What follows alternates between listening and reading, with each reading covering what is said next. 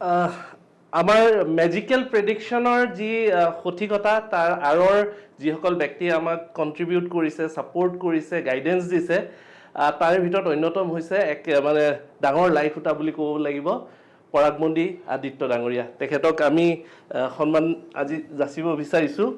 আৰু তেখেতৰ যিমানখিনি আমাক গাইড কৰিছে, যিখিনি আমাক তথ্য দিছে বা যিখিনি কথা পাতিছে, সেইখিনি বহু ভেলুৱেবল কণ্টেণ্ট আছে। আৰু তেখেতৰ নিজৰ যিটো সমীক্ষা আছিল সেইটো একুৰেচি একদম কাৰেক্ট। সেইকাৰণে হয়তো আমি উই আৰ ব্লেছড যে আমি তেওঁলোকৰ দৰে ব্যক্তিৰ আমি ইনপুটবোৰ পাওঁ। সেইকাৰণে ক'ৰবাত নহয় ক'ৰবাত মেজিকেল প্ৰেডিকশ্যন এটা ভাল ফেজলৈ যাবলৈ সক্ষম হয়।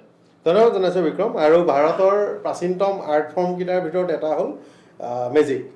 আৰু মেজিকক বিভিন্ন তাৰ মানে উপশাখাত বিভক্ত কৰে, তাৰে বিভিন্ন ধৰণৰ কাম কৰে, একেবাৰে মাইণ্ড ৰিডিঙৰ পৰা আৰম্ভ কৰি বিভিন্ন ধৰণৰ কাম কৰে। গতিকে মেজিকৰ বহু গুৰুত্ব আছে।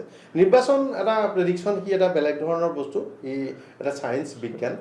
কিন্তু মই এবাৰ গম পালোঁ যে বিক্ৰমে কেৱল মেজিকেই কৰা নাই, কাৰণ বিভিন্ন ঠাইলৈ গৈছে, খা খবৰবোৰ লৈছে, টিম লৈ বিভিন্ন মাজনৰ পৰা কোন জিকিব কোন হাৰিব আহিছে, মিডিয়ালৈ আহি আমাৰ অফিচবোৰতো আহি সুধিছেহি যে আপোনালোকে কোন জিকিব বুলি ভাবে।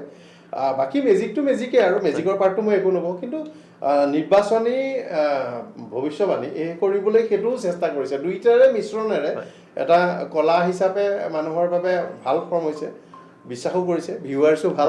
গতিকে অভিনন্দন জনাইছোঁ যে এটা আৰু মেজিক জনপ্ৰিয় হৈ আছে, এতিয়াও নতুন প্ৰজন্মই আদৰি লৈ আছে। ধন্যবাদ জনাইছোঁ। ধন্যবাদ।